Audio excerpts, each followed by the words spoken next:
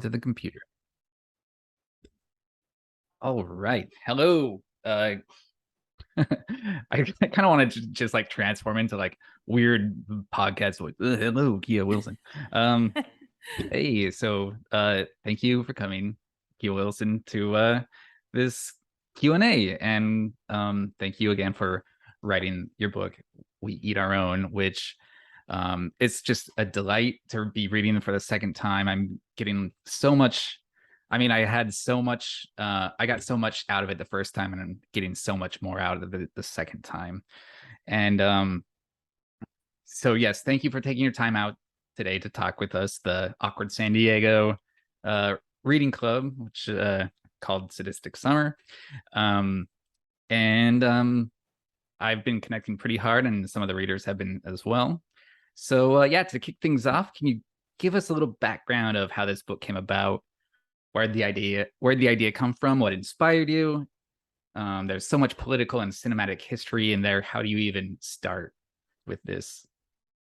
Yeah. Well, first of all, thank you for having me. This is really exciting. And I wrote this book 6 years ago, and any chance I get to talk about it, it's just like, I'm like, yes, the universe is like keeping me in it. I love it.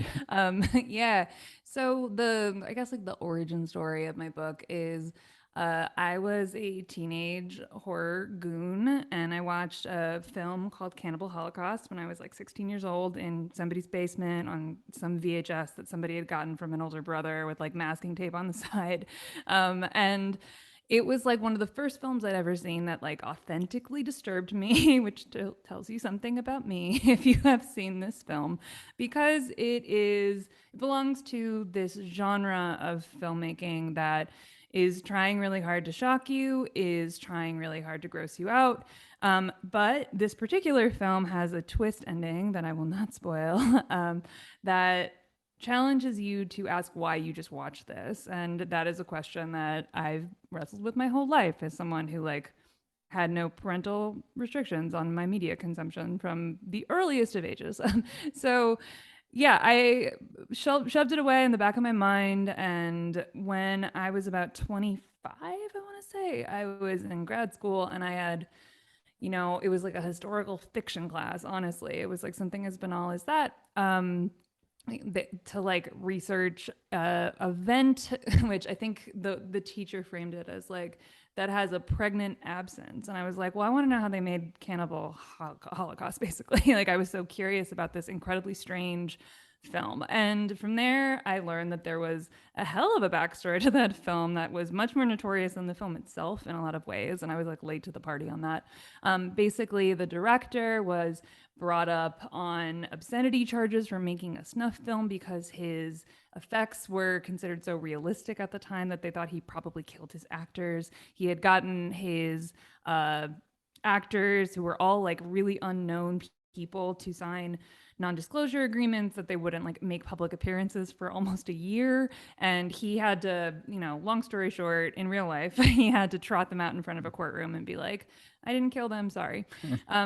As I continued to dig into it, though, I learned a lot about the city where this was set, where this was filmed. It's a little town called Leticia, Colombia, which was a part of the story that hadn't been told as much.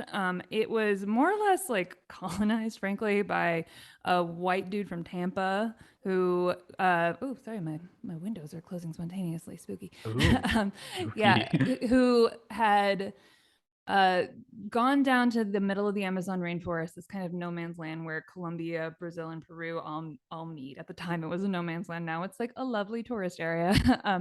And he had tried to start an exotic animal trading business, and that became a cocaine business. And he became very involved, as Americans tend to, in South America, in a lot of the violence that we as like a settler country tend to think of as belonging to South America was created by us. And he was ostensibly, probably to the best of my knowledge, the person who helped cast the indigenous folks who like appeared in this movie. Cannibal Holocaust, as you can probably tell by the name, is about a fictional cannibal tribe, in part doing some gnarly people eating. And there was a lot that was untold though, and there was a lot that I decided to make up, and I created a sort of a version of Leticia in my mind. I researched a lot about the political climate of Colombia at the time, but decided to tunnel down into the aspects of it that were a little bit less well documented, and sort of riffing off that idea of like a pregnant absence, like see what else was in there. Because ultimately what I wanted to like explore was why the same question Cannibal Holocaust kind of asks you to explore in a really crass way, which is like, why do we watch horror films? Why do we make horror films? What types of violence are we comfortable consuming? Pardon the pun. And which types are we are abhorrent and scar us? And you know, as someone who has watched a lot of like people get sawed in half in corn syrup, blood like falling out of them everywhere, I this movie complicated the way that I thought about this stuff. So that's sort of the elevator pitch, kind of a long one. Sweet. Yeah. Yeah. It's definitely a movie that everybody remembers. Like once you see it, you can't forget it. Um, I feel like everybody has their own first time with Cannibal Holocaust, and we'll probably Yeah. get to that a little later. But your book feels so well researched. Like it's very, um, like you feel there's so many details of the, you know, just I think the one that sticks out to me immediately is that you described in the parking lot of the makeshift hotel. Um, just the kind of material that goes into it. What kind of like explicit research did you do? Did you go down to Leticia or Yeah. anything? No. It's sort of Oh, like my wow. dirty little secret. We will Not edit this. really. Definitely not. Yeah. We won't edit it. But No, it's fine. No, it's actually not a secret at all. Yeah, I wrestled a lot with whether I could write a book about this. It started as a short story for a class, honestly, and then I like fell down a little bit of a rabbit hole and spent 2 years digging around. Um, yeah, I have never been to Colombia. I actually have a trip planned for October of this oh, year. It's taken me all this time to finally make my wow. way down there. I applied for like a ton of research travel grants. I had no money when I wrote this book, frankly. I couldn't self finance any kind of a trip. And ultimately, what I decided was like, look, this is a book really about the way that like oblivious white people act in places they don't understand. So it was like kind of okay for me on a certain level to create a version of this in my mind that I could inhabit through characters who were pretty oblivious or were pretty extractive, and comment on them because they're really the ones that I'm trying to hold the microscope to at the end of the day. So I read a lot about specifically the stuff where I was like, I bear some responsibility to this, like the political situation, the Hmm. M19 guerrillas in the country. I have probably watched and read every interview about the making of Cannibal Holocaust, and then had to forget a lot of it in order to make sort of my own version of that film in my mind. In the book, the film is called Jungle Bloodbath, which I had a lot of fun thinking of. Yeah. um, and yeah, when it comes to like the people who like kind of have loose counterparts in the real world, I had to like throw out everything I knew about them and make whole versions of them, which are all kind of like sides of my own personality, if I'm totally frank. And then I went to like the zoo a lot, and I went to the botanical garden, like Climatron, Jungle Zone a lot. And Yeah. I was encouraged by lots of mentors because I had a ton of anxiety about, you know, what's our right to write anything? You know, like we get this advice, which is write what you know, but ultimately a lot of the best writing comes from writing into what you don't know and like finding your way in the dark. And Hmm. yeah, so a lot of research and then also a lot of invention based on the foundation of research is probably the way I would describe it. Right. Well, there is, yeah. It does feel like a very sympathetic novel to the Colombians and the region that was being kind of used as a vehicle for all these different, like the filmmakers, the drug cartel, um, the M19 guerrillas, and so the book does come off as very sympathetic and Thank you. not at all what Cannibal Holocaust, the film, eventually ended up becoming, which was very exploitative. Um, but so yeah, is very admirable in that Thank sense. you. Yeah. No, we got someone coming in. Oh, exciting. A visitor. Oh, Hey, Wade. Hello, Wade, whoever you are. Hi, how are you, Wade? Hi. Nice to meet you. Wade, good to see How's it you. going? This Yeah. is Kea. Hi, Kea. Hi, it's very nice to meet you. How's it going? Nice to meet you. I'm doing all right. Great. Sorry about the tardiness, but Oh, it's all right. Well, we're recording right now, and just for the people that won't be able to make it tonight, so we've already gone over some of the inspiration, the process that Kea went through to create this book. But she did talk a little bit about it sort of being an indictment of like clueless white people, right? Yeah. Accurate. And I think that brings up a point about like the shifting perspectives in the novel. Like it's a very engaging narrative framework. And how did you settle on that? And also, me and Wade spoke earlier on another Zoom about the second person POV of the Richard chapters. And I have my theories that were a little like out there, but I would kind of like to hear just like how you came about that framework, and also could you explain the second person POV? Yeah. Well, I'll start with the second person because that's the one everyone asks me about, and I love talking about it because I love the second person. I'm like the only person in the world who loves the second person, is what I've kind of learned. Yeah. So the second person, the like you do this of it all, is something that like I had always been told not to do. Because frankly, like the second person tends to make readers feel kind of like shoved around. And when I wrote this book, I was like, you know what? I kind of want people to feel shoved around. I want people to feel like a little bit not in control of where they're being taken. I liked like paranoia that made me feel when I read it back and played with it.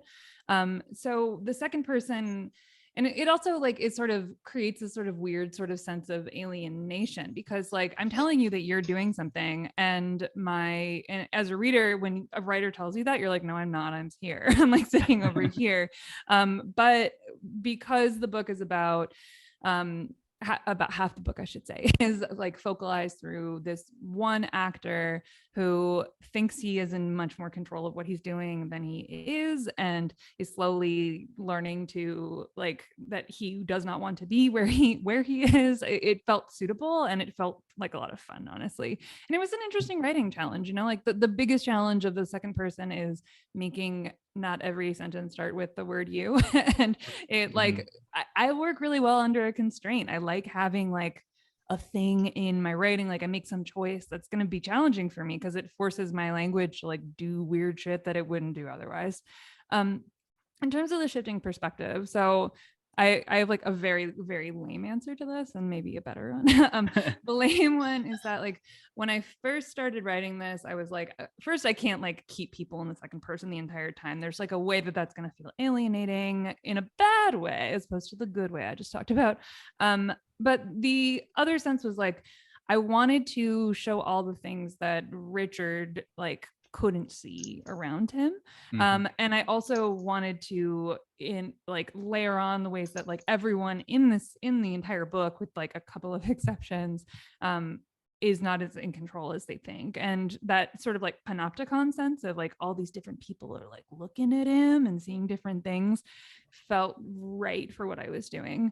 The like very lame answer is I was like, the book kind of like shish kebabs like a person impaled on a pole, like between like this one sort of like predominant narrative, and then also I don't know, this is the way my brain works when I think about narrative. But yeah, perspective is something I'm really interested in, especially when I'm writing about a person who doesn't know themselves very well, which is like often the kind of narrator I'm most interested in. Yeah, definitely. Do you think there are any characters do you imagine any characters in your book that do have control in the? I mean, honestly, in some ways, I think there's a maid in the book, in the chapter, that is focalized primarily through Teo, who's an actor who thinks he's in control. Oh, there's a new person. I'm so excited. Hey, Rachel. Nice to meet you, Rachel. It's good to thank you for joining. We are recording right now. Yeah, sorry, Kea, to interrupt. No, it's all good. Just yeah. it's good Rachel, to see you. yeah, just to catch you up. Ryan just asked me a really good question about like, are there any characters in the book who are in control? And I'm going to say like the answer is mostly no, but there are characters who know that they are not in control, and that gives them a kind of control. So like my like kind of soft spots in the book are for characters like Anahi, who is a maid who is like being really, really pushed around by this like kind of creep named Teo, who you get this. I was trying to create a sense throughout that chapter that like he could do some real violence to her because he views her as like part of the package deal of having rented a hotel room, basically. I think female identified people, a lot of us have been in that position. I certainly have in my life. And I wanted to just sort of play on how she could reclaim power in that situation very, very, very quietly over the course of the entire book. There used to be a chapter in the book where it was clear that she like escaped and like started a new life, and then my editor was like too hopeful, and I was like boo. But, yeah, so that's an example. I'll just stop there.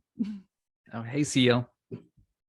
How's it going? Hi. Sorry I'm late. I got confused on the time. Oh, no worries. Yeah, we're just having a nice chat. We're recording, so if you missed the beginning, you'll be able to watch it later. Okay, thanks. So Kea, I think this kind of ties in with what you were saying about characters, but so there aren't very many redeemable characters in this book, which I love. How do you feel about like the whole concept of like unlikable characters, or like is that something that you were conscious of when you were writing this book? That's interesting. I don't know. I guess not, because I don't have like a ready-made answer. I mean, I'm interested in characters who are complicated. I'm interested in characters who, I mean, like kind of like a prevailing fascination of mine through a lot of my fiction writing and also my nonfiction writing is that like every person in the world thinks that they're a good person and that they're ethical. Like at the end of the day, there are very, very few people who are like, I'm going to do something evil to hurt people. We hurt people and we think it's for a good reason. Or we hurt people and we have no idea we're doing it. And it's just like not very rigorous in the way that we think about it. So I think all of these characters are likable to themselves and likable to people like them. And I hope that all of them have human failings that we all kind of vibe with and say like, yeah, I probably would do something shitty in this situation too. But I also wanted the book, I'm trying to be really honest about myself too, you know, like why do I like to watch like a cheerleader get like harpooned? You know, like where the fuck does that come from in my brain? And like I can say some kind of lame things about like catharsis and Greek theater, but like ultimately it's because like the way that we act and move in the world is in response to like deep trauma. It's in response to things that we've experienced, and things are gray. And yeah, I don't know. I hope that the characters that you didn't like, you found funny. I hope that they're. Oh, no, yeah. I should have said that. I'm sorry if you found any of them. Oh no, not at all. But you find your characters redeemable. I'm a big fan of like unlikableness in novels and in fiction, and I feel like there is this pressure, especially like from big publishing or whatever, to create likability in their characters and in the novels. And I really find it great when writers go against that and take risks, and they're not afraid to create, like you said, complicated characters that have both flaws and good qualities. So yeah, that's just my opinion on likability, and it's always some sort of battle that I'm trying to fight, like characters do not need to be likable. Well, they don't need to be likable, but they do need to be someone who you have some reason to follow them around for as long as you do. And that doesn't have to be like because you think they're great. It can be because they remind you of yourself, because you want to see them suffer. Frankly, sometimes that can be a great page turner. Because there's something human in them that feels compelling. So yeah. I don't know. Likability is not something I think about a lot, I guess. I hope that's not bad. Did you have any characters that you really like to make suffer in this one? Ooh, not really. I don't know. That's a hard one. I think like, because I was always trying to like get to a place where like even the most like cartoonishly villain people like Hank in the book. I wanted to see like why they were the way they were, because like that's what makes me want to hang out with Hank for as long as I did. And the invented version of like, by the way, a real life guy about whom like very little has been written because he's like sitting in federal prison in his late 80s right now. Yeah, like I'm really curious about people in general, and I do believe that everyone is fundamentally good, including that dude. Or at least like he has motivations that ultimately like are intelligible to people if you sit and talk to them. But Yeah. Do you know the reason why that guy's in federal prison? cocaine smuggling. Cocaine. Yeah. That shouldn't just not go. a secret. This whole book had to go through a lot of like legal stuff because there were like some resemblances to real people, ultimately not very many if you like scratch the surface even a little bit. He was the only one that like they were like, you can say whatever you want about him because it's not Really? libel if it's true, pretty much.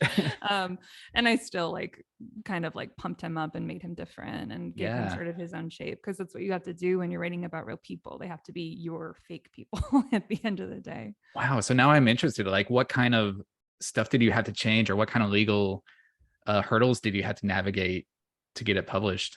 Yeah. So it went through like a whole legal review, and basically they're thinking about libel, which basically libel is like when you have someone who is recognizably themselves and you're having them do something that they have never done or would never do, and no one could ever claim that they had. If they did something bad in real life, then you can say it for the most part. But like the lawyers basically had me do things like change people's physical appearances if they like felt too close, or change names like if they felt too sonically close. Like there was a version of this book where I was like, I don't know why I thought this was a good idea. Like everyone had their real names and they just had totally different personalities and backstories. And they were like, don't do that. And I was like, yeah, sure.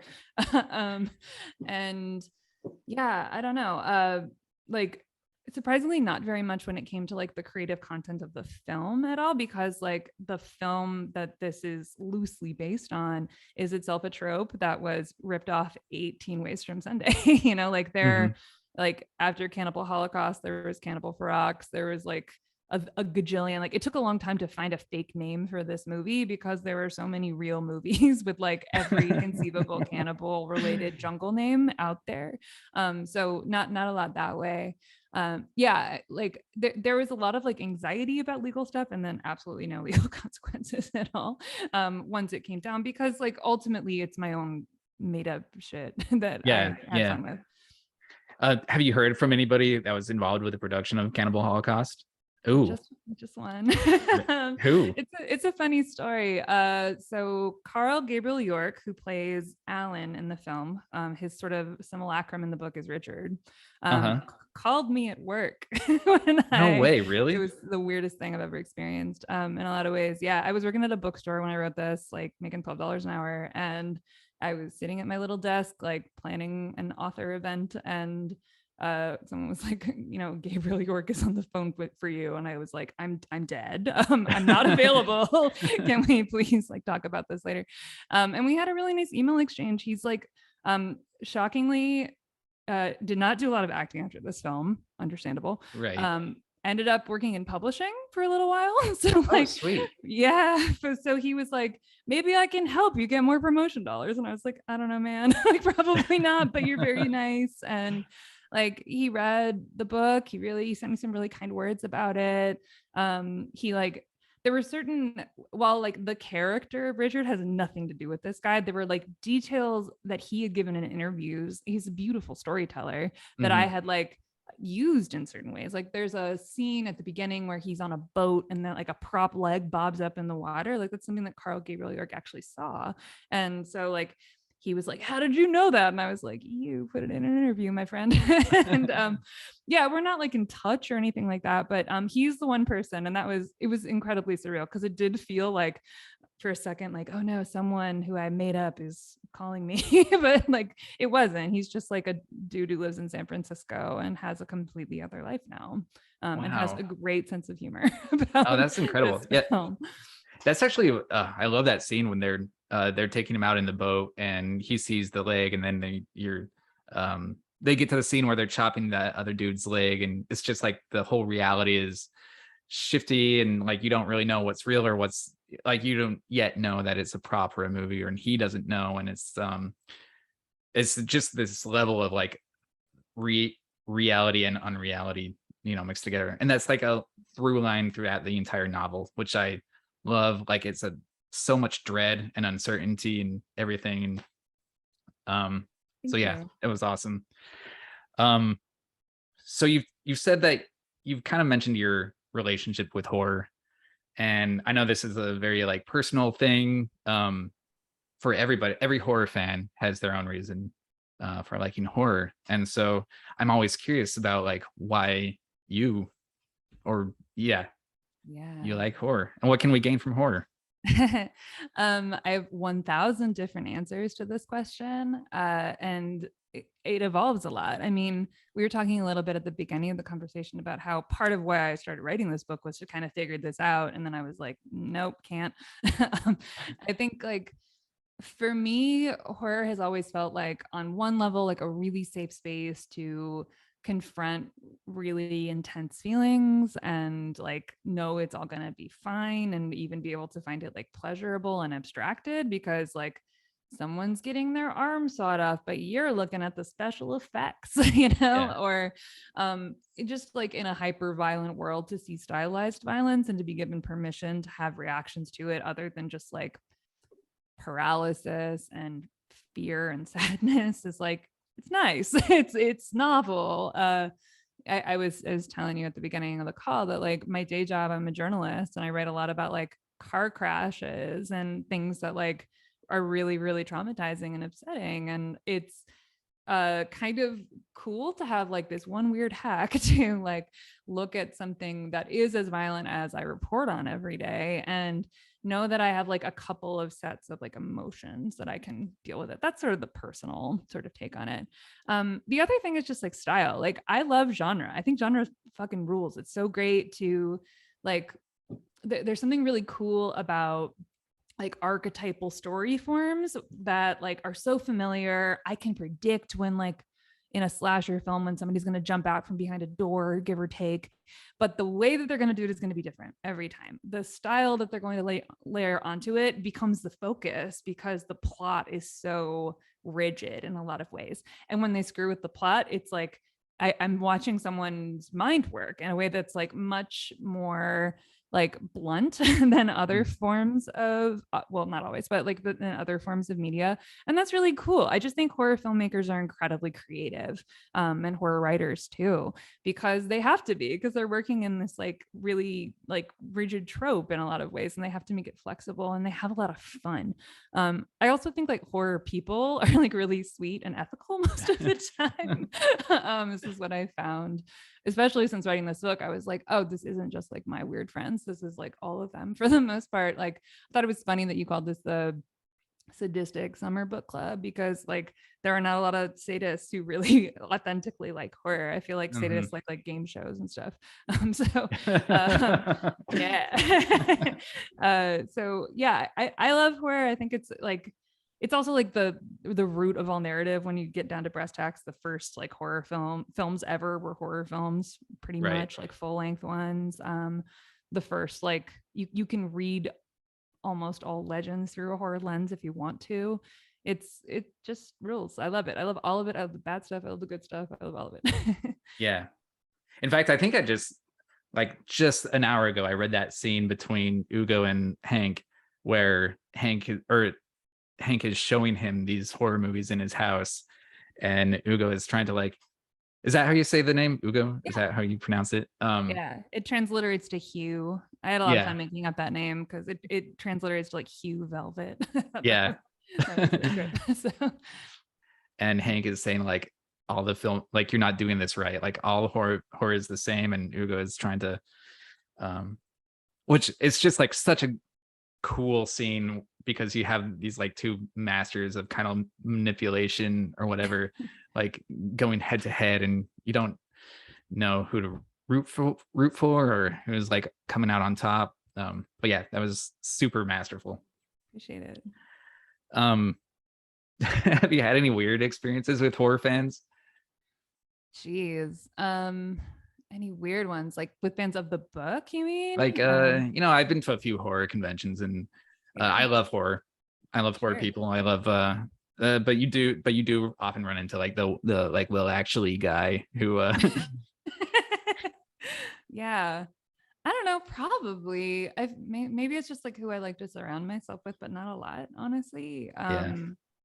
Like I mostly find horror people to be like incredibly sweet and fun and creative and interesting. You know, I'll have to think about. I'm gonna think of one as soon as we stop, and I'll be like, oh, that guy. That guy's so good. On this scene at this time mark, you said that he saw that, but it's actually no.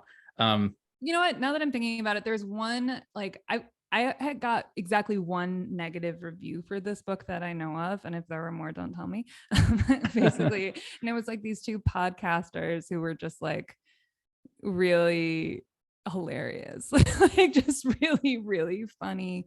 I don't even know how to describe it though, because I didn't listen to it very closely because I was just like, you guys seem like kind of bummed out and that like you wanted this to be something that it's not, and I'm sorry. Like that's not my fault, that's your deal. But like I don't know, I'm of the school of thought that like when you don't like a piece of art, just like cool, keep it moving, you know. And Yeah. like I have like I invest a lot of like my energy, and I also believe like when you do like a piece of art, like call them, you know, like email them, write them a letter, tell them, because like writing and making films and all this stuff is really, really lonely, and artists appreciate it 100% of the time. And that's been the vast majority of the interactions I've had with this book, you know. And I don't know if that's because like that's what I put out into the world and I'm getting some karma, or if that's just luck of the draw. Probably the latter, frankly. Oh yeah, I'm sure it's both or all of it together. Do you remember the first time you watched Cannibal Holocaust? Yeah, it Do was you- Oh, sorry, go ahead. No, it was, you know, I think I told you a version of it at the beginning. It was just like me in a basement with like a boyfriend. I think we watched Faces of Death before. Oh, a nice if warm y'all up. remember that Yeah. one. Does everyone know that one? I don't want to be that person who like talks about movies that nobody's seen. No, I don't think I ever saw Faces of Death, but I do. I think I've seen like this weird sequels. Because I had one of my friends who was into like when we were in middle school, he was like into rotten.com and like that kind of like morbid curiosity stuff. Yeah. And I do have this like vivid memory of going to a swap meet in Salt Lake City and him like trying to choose between Faces of Death 3, 4, or 5. And it was just like, I don't know, dude. I don't know which one to go for. They're all the same. Yeah, Faces of Death, for those who aren't familiar, is like this really ghoulish, dumb, like franchise of like combination fake and real snuff films, basically mostly fake. It's like some real animal violence, so it's got a lot of common with Cannibal Holocaust in that way. Some like incredibly theatrically fake but trying to be real, like human violence. Like they'll be like, this is an execution, but it's not an execution. And it's like sort of that genre of horror that, you know, as you're saying, Ryan, it's like a morbid curiosity, like you're daring someone to do something and like see how they come out changed from the other side. So yeah, I did not have like a enlightened art house like encounter with this film originally, but like over the years as I watched it again and again, I was like, there are some things that are artistically really interesting about that film, even though I think like it's also a bad movie in a lot of ways, and like celebrates how bad it is and like likes to be a bad movie. And I kind of like things that fall into that gray area and muck around, even though I'm not sure I would really like, you know, Ruggero Deodato, the director who made this, if I met him in real life. It's hard to say. Yeah. Well, no, that's the thing when I think maybe Wade was asking if he should watch Cannibal Holocaust, and I can't really recommend it to anybody. It's definitely not an enjoyable watch, but it's fascinating, and there's so many elements to it that is you feel like you ran a marathon after you've watched it. And yeah, it's truly like one of the more like transgressive sort of pieces of art that I've ever seen, and you don't like it, you don't come out of there the same.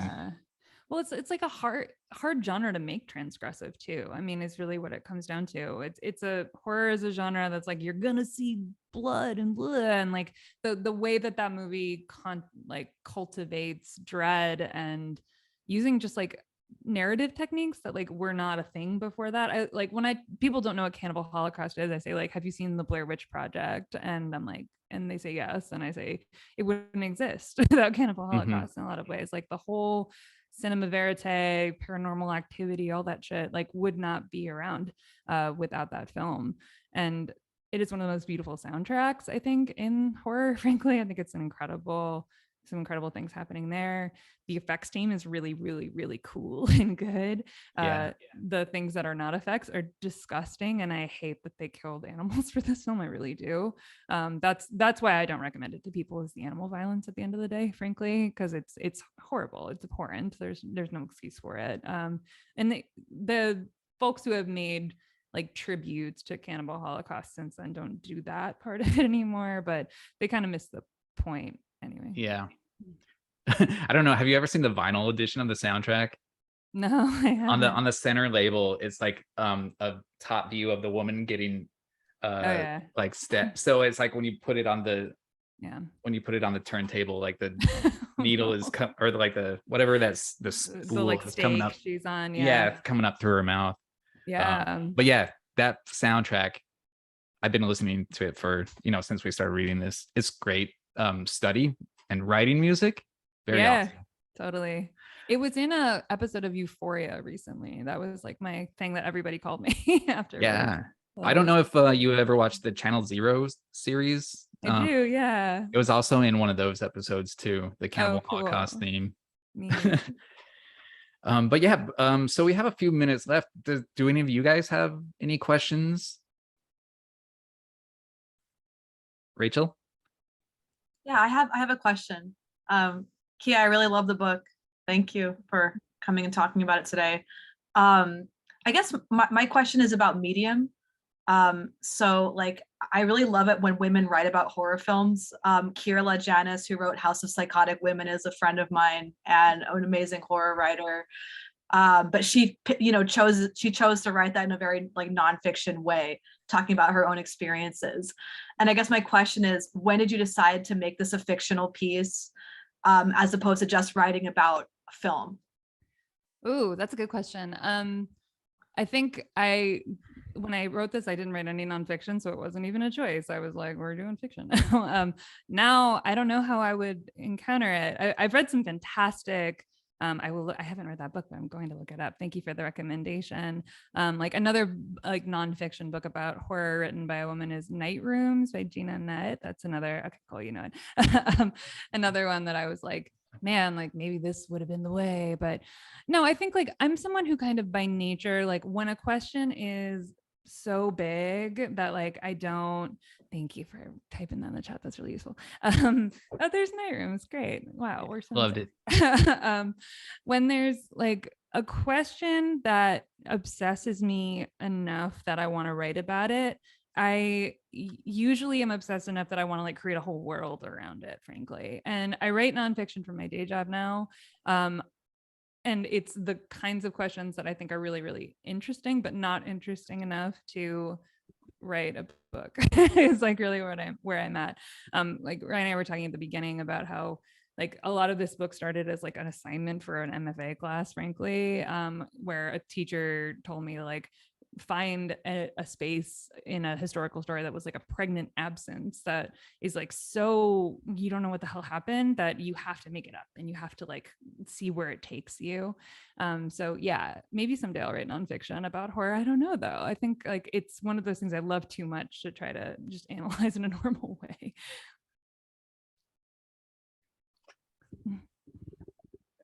If you were gonna do another sort of exercise like this with another film, have you ever thought about that?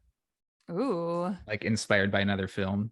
Wow, no, I've never thought about that. I don't know that I could do that twice. I feel like people would be like, "This is your thing." I mean, I wrote a second manuscript that I'm trying to figure out what to do with right now. That's kind of loosely inspired by like cults and cult horror films, like horror films about cult groups. So maybe something like, maybe not like The Making of the Wicker Man, but like something that sort of is in that space. One thing that, you know, I thought about in the aftermath of writing this book was like, somehow I wrote a book with like 3 women in it. I was like, how did that happen? So like my second manuscript has like 1 man in it and then like a ton of women basically. So I maybe flip that script around. That's a really good question. I'm gonna have to think about that. Okay. So I'm not sure if any of you guys have, or CL, do you have a question? I'm sorry, I'm so late. If it's already been asked, you can just ignore it and I'll watch the beginning of the video later. But as a writer, I was curious, first of all, how did you go from working at a book? I'm curious about the bookstore to journalist trajectory. And I'm also curious, is this your only book right now or no? Yeah, it's my only book. Okay, so I was kind of curious. So I also only have 1 book out. less horror, but like it's like been 5 years since it came out too. So I was wondering like how you felt about all that, and also what you're working on now. Totally. So 3 questions. 3 big questions. Yeah, so the bookstore to journalist trajectory, really boring story, frankly. I was working in a bookstore. I loved it very much. I was so broke. It was crazy. My like husband found this like internet job basically like on Twitter and was like, you could probably do this. And I was like, sure. And I got it. And I was like, sure. Like basically I've always sort of, you know, more seriously, I've always been someone who has lived like a little bit of a double life, as I think a lot of writers sort of have to. And my like political life is like really centered around like specifically like walking, biking, transit, climate change stuff at the end of the day. And I think like a good piece of advice I got really early on as a writer is don't expect to make money off of your fiction, but if you can find like a space that is boring, that needs a person to make it emotional and urgent, that's like not a bad place to be as a writer. So that's what I did. I write a lot about like transportation planning and federal policy and stuff that like I think a lot of people are like blah blah blah, but I think is the most like dramatic, violent, intense and important shit in the world. And I have, you know, I'm really lucky that I've over time found like the right sort of outlets where I, you know, I'm a journalist, but I write a lot of opinion stuff. I write a lot of stuff that's like kind of just thinking about this, the like themes underneath this stuff. In terms of like the process after this, it's been really hard since this book came out in a lot of ways. Like, I'm not gonna lie, it's been tough to like negotiate getting into a new career and then like, you know, like life stuff and all these things. I've been working on this other manuscript like since my first book came out, and like I finally finished a draft and I sent it to my agent. My agent just didn't like it, and like trying to figure out what to do with it has been really hard. There's no guarantees around writing, but what I've had to sort of recalibrate around is the idea that like I don't write because I want to publish. Publishing is an amazing thing because it connects me with people like you, frankly. Like it's like a signal flare I can send out into the world. I write because it's the way that I process the world, and like I've never stopped doing it. I still do, you know, I write my 1,000 words for work every day, and I write my 1,000 words for myself every day, give or take. And sometimes those proportions shift if I'm sleepy. But yeah, I think like the position of being like 5, 6, 10 years out from writing your first book is like we are not the only two. Like trust me. A lot of like my very favorite writers, like Elena Ferrante, took 10 years between her first book and her second book. Not that I'm like, I'm so Elena Ferrante, but like You're totally like her. not even kind of. But you know, like, but like another friend of mine named Allison Espach had 11 years between her 2 books, and the second book kicked ass. It just came out. It's so good. It's called Notes on Your Sudden Disappearance. You should totally read it if you haven't. These things take how long they take to write. publishing takes as long as it takes. And like the beautiful thing about writing is like you can do it until you're dead. You can do it forever. Like you're not like a dancer where your body's gonna like crumble into a million pieces and you're not gonna be able to do exactly the same things that you could do before. Like our minds get better for the most part. So I'm trying not to be stressed. Little things like this kind of are gas stations that keep me going with it. So yeah. Well, as someone who can't watch horror because it's scary, I really love the book. And I even considered watching. You don't have to. That's fine. The book was good. The book was probably better, so I'll stick with the book. Thank you. I appreciate that. Yeah, that's one of the things that I've loved hearing about people is like they haven't seen the book or they haven't seen the film, and just the way they can connect with the story without having this kind of point of reference, I think is then makes a mark of a great story. So thank you. I appreciate it. So I'm gonna end the recording. I'm gonna jump off unless Wade, do you have anything that you want to ask?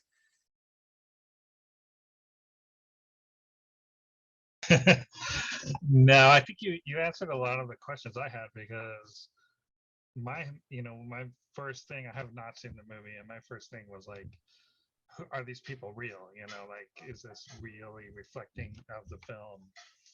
And the characters seem so much, they're kind of larger than life almost, the way you write them, very immersive every chapter. So I just love it, and it's actually, I was telling Ryan, it's actually making me want to watch the movie just to be like, so I can see who these people are, but I don't know.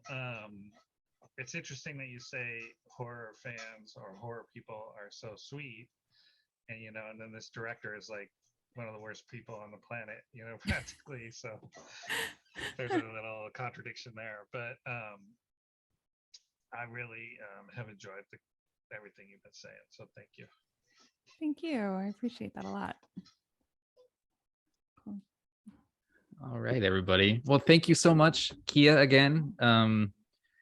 And hopefully we'll keep in touch. I'll be on the lookout for your next book whenever that happens. And I mean, hopefully sooner than later, but writing, we all know writing I'm not stressed. So it'll happen when it happens. Really what it is. But your answers were great, and you're so charming and talented. And so thanks again for writing the book. And thank you, Wade and Seal, and Rachel is gone, but for coming. And I guess that's it. That's great. We finished right under the Zoom deadline, it sounds like.